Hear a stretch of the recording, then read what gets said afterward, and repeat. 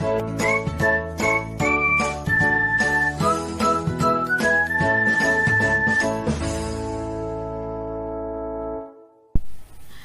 selamat pagi anak-anak ibu semuanya.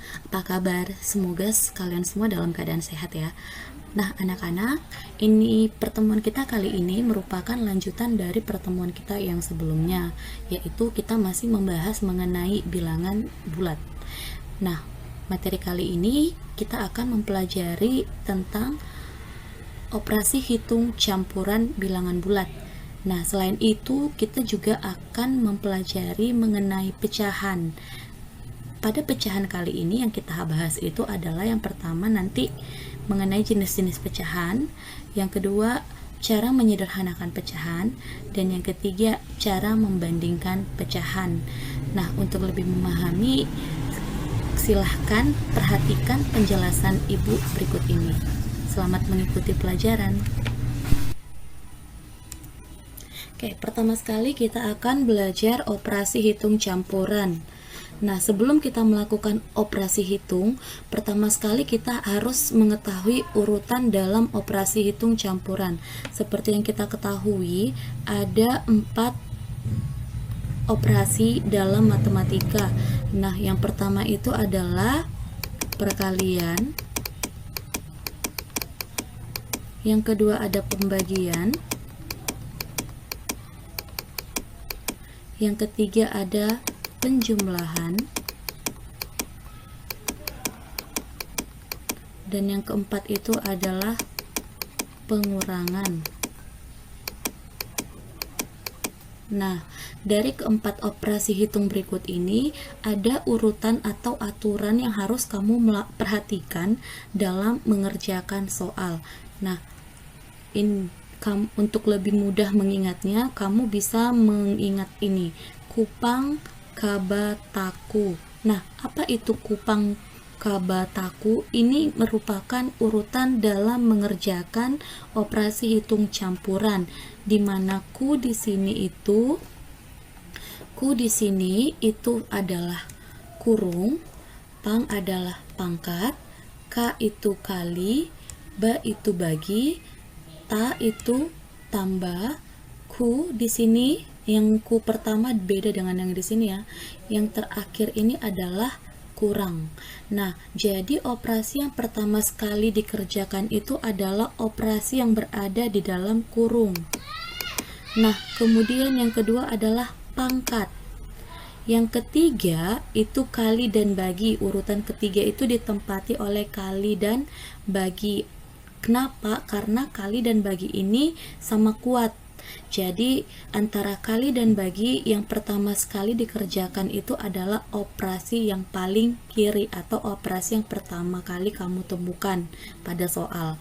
Nah, kemudian yang keempat itu ada tambah dan kurang. Nah, tambah dan kurang di sini juga sama kuat. Jadi jika ada operasi tambah dan kurang dalam suatu soal, yang pertama sekali kamu kerjakan itu adalah operasi yang paling kiri atau operasi yang pertama sekali ada pada soal. Nah, kita langsung saja ke contoh. Contohnya di sini adalah 5 tambah negatif 2 dikali 3. Nah, kamu lihat di sini ada 2 operasi hitung, yaitu penjumlahan dan juga perkalian. Nah, dari antara penjumlahan dan perkalian, urutan yang kita kerjakan terlebih dahulu, kamu lihat di sini, urutan pertama itu antara tambah dan kali itu yang terletak di atas adalah kali. Berarti kita mengerjakan perkalian dulu, baru penjumlahan. Berarti kita kerjakan ini dulu. Negatif 2 kali 3. Jadi pertama kita tulis dulu 5-nya. 5 tambah negatif 2 kali 3. Negatif kali positif itu negatif. Nah, 2 kali 3 itu 6. Jadi negatif 2 kali 3 itu negatif 6. Nah, kemudian jika kamu bertemu tanda seperti ini kamu ubah dulu menjadi, nah 5 kita tulis dulu 5 tambah ketemu kurang itu jadi negatif. Nah, tinggal tulis 6. 5 kurang 6 berapa? Iya, negatif 1. Jadi hasilnya adalah negatif 1. Oke, paham ya? Selanjutnya kita lihat contoh yang kedua. Nah, di sini ada 3 operasi. Yang pertama itu adalah pembagian, penjumlahan, dan perkalian. Pembagian, penjumlahan, perkalian. Di sini ada pembagian dan perkalian. Nah, kamu lihat bagi dan kali itu di posisi yang sama, yaitu posisi ketiga. Nah, mana dulu yang kita kerjakan? Yaitu operasi yang paling kiri. Nah, dari antara bagi dan kali di sini yang paling kiri itu adalah bagi, atau yang pertama dapat itu adalah operasi bagi dulu, baru ada operasi kali. Berarti pertama sekali kamu harus membagikan ini dulu. Pertama itu dulu yang kita kerjakan. Berarti kita bagikan dulu. 10 dibagi negatif 2. Positif dibagi negatif. Negatif berapa? 10 bagi 2, 5. Berarti negatif 5. Nah, soalnya ini kita tulis kembali. Tambah 5 dikali negatif 3. Nah, sekarang yang sisa adalah operasi penjumlahan dan perkalian. Penjumlahan dan perkalian, tambah dan kali. Yang paling kuat itu yang paling atas, yaitu kali. Berarti kita kalikan dulu, yaitu ini dulu yang kita kerjakan, operasi perkalian. Nah, ini bagaimana yang belum kita tulis kembali. Negatif 5 tambah 5 kali negatif 3. Positif kali negatif itu adalah negatif. Negatif berapa? 5 kali 3, 15. Jadi negatif 5 tambah negatif 15. Nah, ini lihat tanda tambah bertemu dengan tanda negatif, berarti diubah jadi kurang, ya kan? Berarti ini kita tulis negatif 5 kurang 15. Negatif 5 kurang 15 itu berapa? Iya, utang 5, utang 15 lagi. Ingat, ini kemarin sudah Ibu ajarkan. Ini adalah bentuk yang pertama. Jadi dia negatif 20. Kalau dia tandanya sama berarti angkanya kita jumlahkan. 5 tambah 15 yaitu 20. Nah, tandanya mengikuti soalnya negatif, berarti dia negatif, berarti hasilnya. Contoh selanjutnya, nih, di sini ada kali, tambah, dan kurang. Tapi kamu lihat, di sini operasi tambahnya itu berada di dalam kurung. Kita ingat lagi urutannya. Nah, kurung, pangkat, kali, bagi, tambah, kurang. Yang dikerjakan yang paling atas, urutan yang teratas itu adalah kurung. Berarti yang kita kerjakan pertama sekali itu adalah operasi yang berada di dalam kurung. Berarti kita kerjakan yang ini dulu. Nah, jadi sama dengan, nah, negatif 6 kali ini kan belum kita kerjakan. Kita tulis kembali saja, negatif 6 kali negatif 5 tambah 12. Ini negatif, ini anggap jadi positif. Nah, kalau dia beda tanda, dia kan dikurang. Angka yang besar kurang angka yang kecil. 12 kurang 5, 7. Tandanya mengikuti angka yang terbesar. Angka yang terbesar itu positif, berarti positif 7 dikurang 10. Nah, sekarang tinggal ada operasi perkalian dan pengurangan. Kali dengan kurang, kita lihat kali itu di atas, kurang di bawah, berarti kita kerjakan perkalian dulu. Negatif 6 kali 7 itu berapa? Negatif kali positif. Iya, negatif 6 kali 7, 42 kurang 10. Nah, tandanya sama, berarti angkanya kita jumlahkan. 42 tambah 10, 52. Soalnya negatif, berarti di sini negatif. Jadi, hasilnya adalah negatif 52. Next.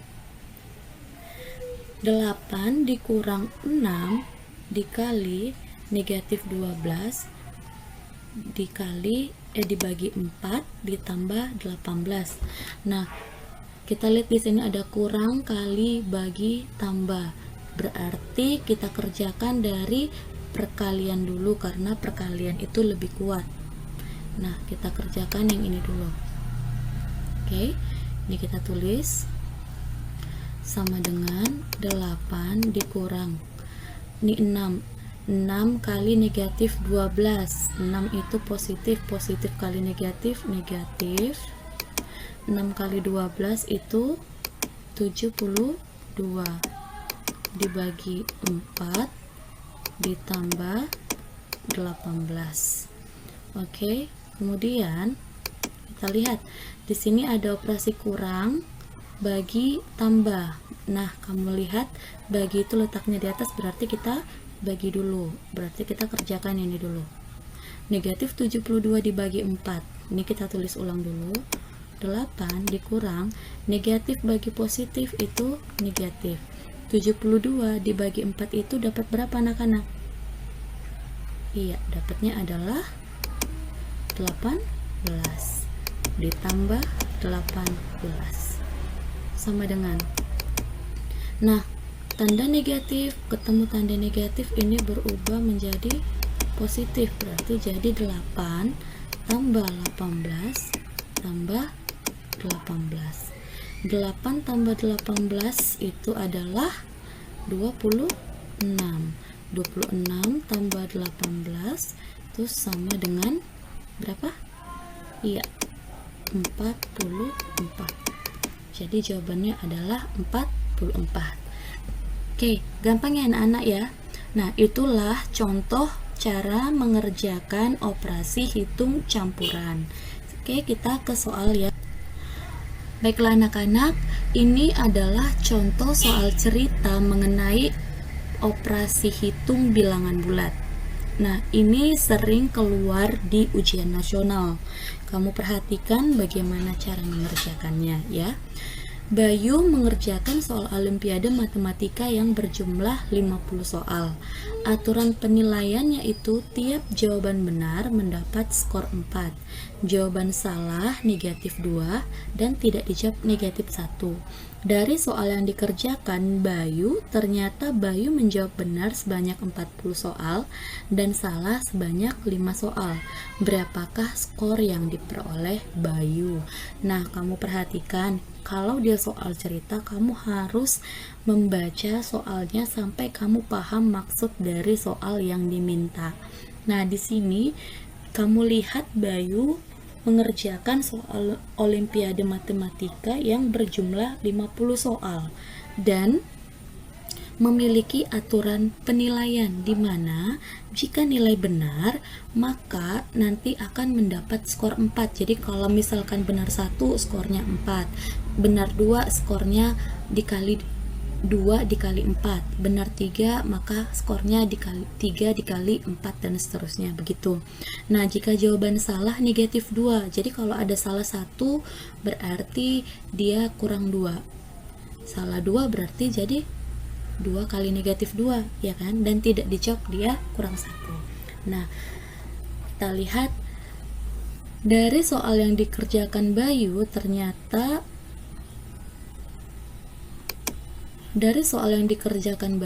ternyata Bayu menjawab benar sebanyak 40 soal dan salah sebanyak 5 soal. Berarti kita tulis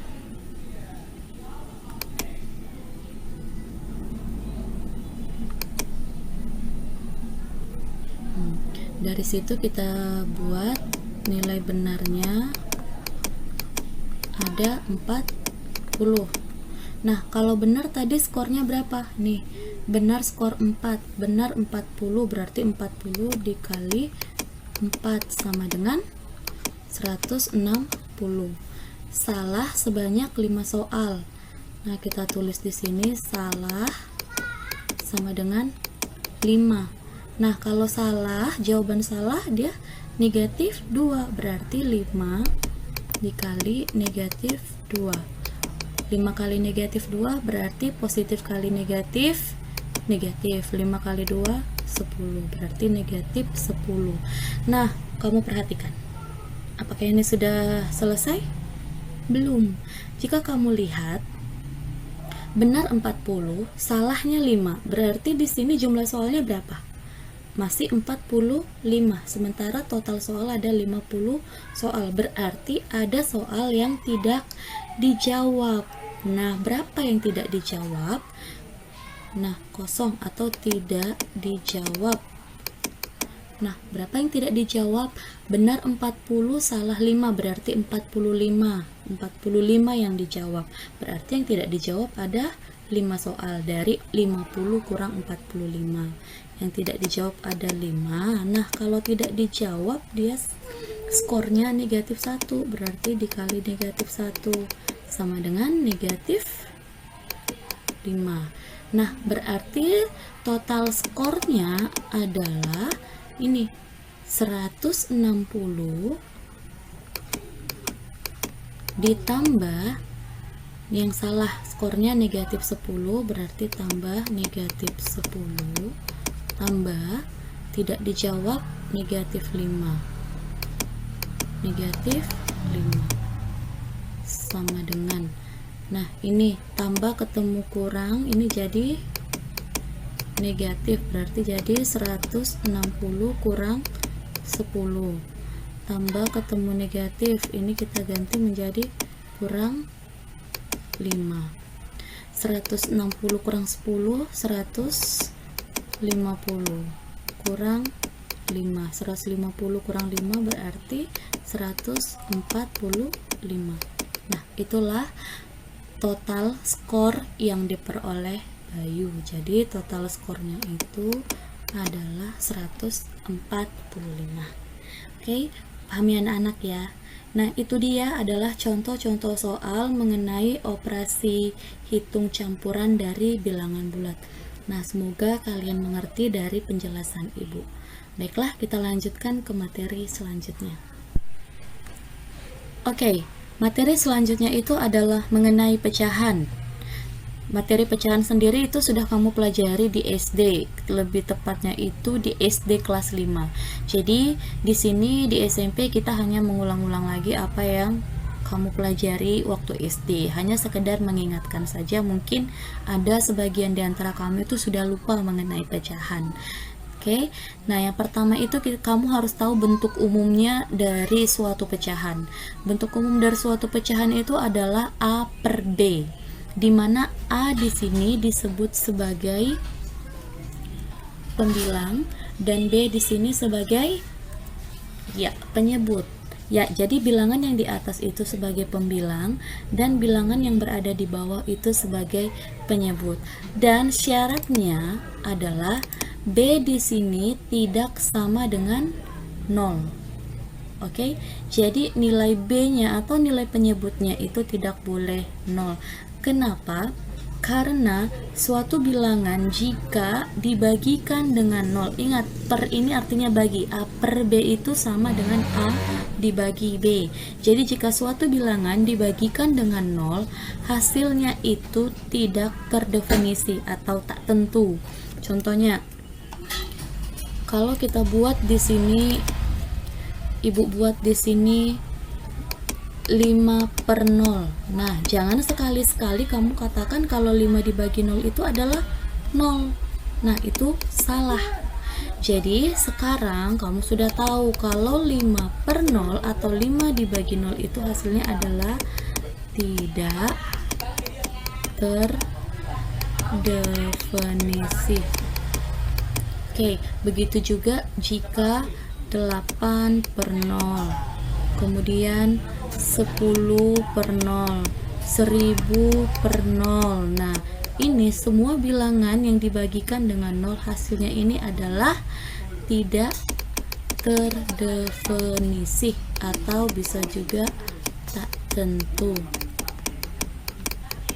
Oke, paham ya anak-anak ya. Jadi jangan lagi kalau dikatakan atau kalau ditanya 5 per 0 atau 5 dibagi 0 berapa, kamu jawab 0, itu salah. Jadi yang hasilnya 0 itu berapa, Bu? Nah, kalau 0 per 5 itu baru 0. 0 per 10 itu baru 0. Tapi kalau dia 0 per 0 ini juga tidak terdefinisi. Oke, paham ya anak-anak ya. Jadi jika penyebutnya itu 0, dia tidak terdefinisi. Oke, selanjutnya jenis-jenis pecahan. Jenis-jenis pecahan yang kamu ketahui apa aja? Ya, yang pertama itu ada pecahan biasa. Contohnya 2/3, 1/2, 3/7, dan lain-lain. Yang kedua ada namanya pecahan campuran. Pecahan campuran itu merupakan campuran dari bilangan bulat dan pecahan. Nah, ini merupakan 1 di sini sebagai bilangan bulatnya dan 1/4 di sini sebagai pecahannya. Jadi campuran antara bilangan bulat dan pecahan. 1 1/4, 3 1/2, 5 3/5, dan masih banyak lagi. Yang ketiga itu ada pecahan desimal. Nah, pecahan desimal itu yang bagaimana? Nah, ini yang biasanya yang kamu lihat yaitu kalau dia pakai koma. Nah, contohnya 0,5, 1,035. Jadi bacanya 1,035 bukan 1,035 ya. Atau 12,6 dan masih banyak lagi. Yang keempat itu adalah persen. Persen di sini itu sebenarnya artinya per 100. Nah, contohnya seperti ini, 15%, 20%, dan 100%. Nah, itu dia contoh-contoh dari jenis-jenis pecahan. Oke, kita lanjutkan. Menyederhanakan pecahan. Nah, cara menyederhanakan pecahan itu adalah membagi pembilang dan penyebut dengan bilangan yang sama atau dengan FPB dari pembilang dan penyebut. FPB. Nah, kamu sudah belajar cara menentukan FPB dari bilangan yang ada. Oke, jadi bisa kamu bagikan. Pembilang dan penyebut itu harus dibagi dengan bilangan yang sama. Jadi kalau pembilangnya dibagi 2, maka penyebut juga harus bagi 2. Atau cara lain, kamu tentukan dulu FPB dari pembilang dan penyebutnya. Oke, contoh. Kita lanjut. Contohnya 8/24. Nah, 8/24 ini bisa kita sederhanakan caranya. Nah, kamu boleh membagikan pembilang dan penyebut ini dengan bilangan yang sama. Contohnya 8 dan 24 itu sama-sama bisa dibagi 4. Nah, berarti atas bagi 4, bawah juga bagi 4. 8 dibagi 4, 2. 24 dibagi 4, 6. 2/6. Ternyata 2/6 ini masih bisa disederhanakan lagi, yaitu atas dan bawah kita bagikan dengan 2. 2 dan 6 itu sama-sama bisa dibagi 2. 2 bagi 2, 1. 6 bagi 2, 3. Jadi bentuk sederhana dari 8/24 itu adalah 1/3. Oke. Nah, contoh yang kedua, 12/30. 12/30 itu coba kamu lihat. Ini kedua-duanya sama-sama bisa dibagi 2, iya kan? 12 dibagi 2, 6. 30 dibagi 2, 15. Kamu perhatikan lagi 6/15. Apakah bisa disederhanakan lagi? Bisa. Ya, keduanya kita bagi dengan 3. Atas bagi 3, bawah bagi 3. 6 bagi 3, 2. 15 bagi 3, 5. Jadi jawabannya adalah 2/5. Jadi dia kamu bagikan sampai dia ke bentuk yang paling sederhana. Jadi kalau misalnya seperti ini, 12/30 bagi 2, 6/15. Ternyata 6/15 itu masih bisa disederhanakan lagi. Jadi kamu bagikan lagi. Ingat, harus dibagikan dengan bilangan yang sama. Jangan di atas kamu bagi 2, di bawah bagi 3. Itu nggak boleh ya. Harus dibagikan dengan bilangan yang sama. 45/60. Nah, angkanya semakin besar. 45/60. 45 dan 60 itu, nah ini tadi kita membagikan dengan bilangan yang sama. Nah, Coba kalau kita menggunakan FPB, berarti kita cari dulu FPB dari 45 dan 60. 45 itu bisa dibagi 5, 9 dibagi 3, 3. Jadi 45 itu sama dengan 5 dikali 3 pangkat 2. Nah, begitu kan kalau SD diajarnya 60. 60 itu bisa bagi 5. Hasilnya 12. 12 dibagi 3, 4. 4 masih bisa dibagi 2, yaitu 2. Nah, berarti 60 ini sama dengan 5 dikali 3 dikali 2 pangkat 2. Berarti FPB-nya. Nah, cara menentukan FPB bagaimana? Faktor yang sama, kita ambil faktor yang sama dan dengan pangkat yang terkecil. Nah, di sini 5, 5. Kita ambil satu saja, 5 kali 3 pangkat 2 dan 3. Nah, sudah sama, kita pilih pangkat yang paling kecil. Nah, kalau 3 di sini berarti 3 pangkat 1. Berarti yang lebih kecil itu 3 pangkat 1, berarti 3 kali 2. 2 di sini ada, tapi di sini tidak ada. Jadi kita tidak mengikut 2. 2 tidak kita ikutkan. Jadi cukup 5 kali 3 berapa? 15. Nah, FPB-nya 15. Berarti kedua bilangan ini, pembilang dan penyebutnya kita bagi dengan 15. FPB-nya 15 berarti dibagi 15. Sama dengan 45 dibagi 15 itu adalah 3.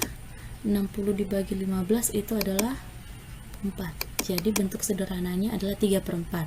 Nah, ini adalah keuntungan dari menyederhanakan dengan menggunakan FPB. Dia langsung sekali aja. Nah, kalau ini kan dia sampai ada 2 langkah baru dapat bentuk sederhana.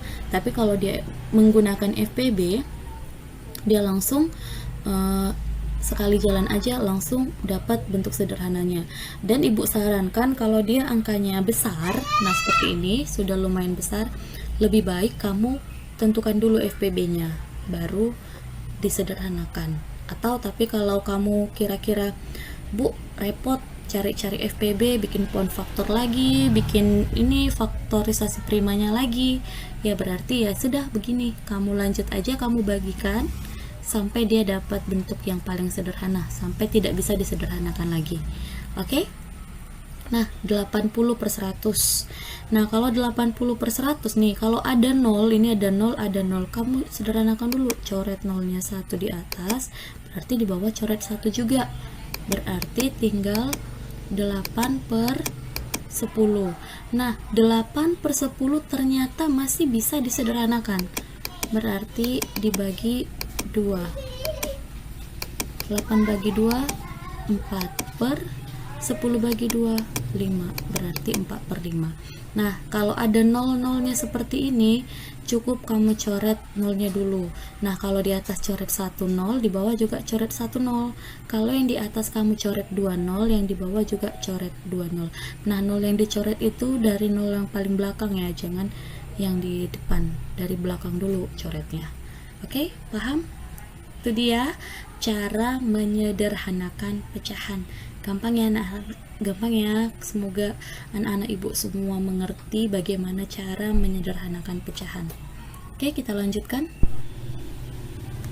Oke, selanjutnya adalah membandingkan pecahan. Membandingkan pecahan itu contohnya mana pecahan yang lebih besar atau yang lebih kecil. Nah, ini dia contohnya. Bandingkan pecahan berikut dengan menggunakan tanda. Nah, ini artinya tanda K kecil. Nah, seperti ini berarti besar atau sama dengan. Bandingkan dengan tanda lebih kecil, lebih besar atau sama dengan. Contohnya 2/3 dan 3/4. Nah, untuk membandingkan pecahan, kamu bisa menggunakan cara pertama. Ada 2 cara. Cara yang pertama itu kamu samakan dulu penyebutnya. Nah, ingat cara menyamakan penyebut itu adalah menggunakan KPK.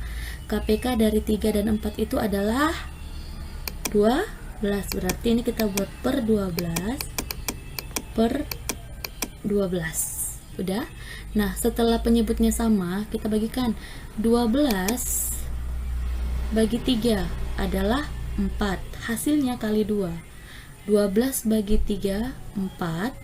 4 kali 2, 8. Berarti ini jadi 8 per 12.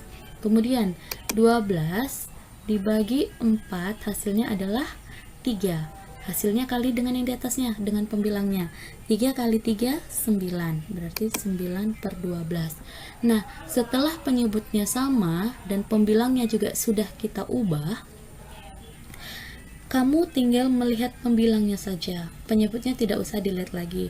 8 dan 9. Nah, 8 itu lebih besar atau lebih kecil dari 9?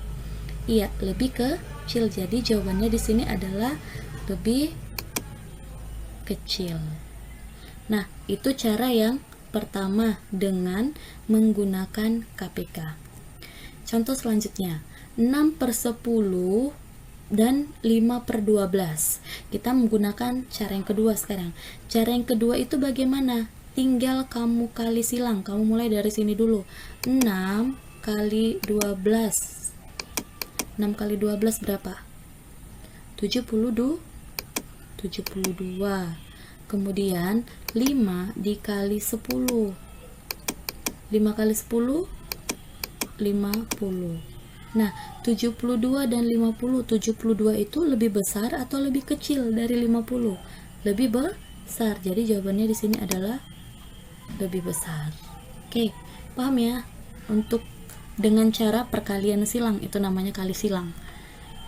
Yang ketiga, 4 per 8 dan 1 per 2. Nah, kalau menurut kamu susah menggunakan cara KPK, kita langsung kali silang saja.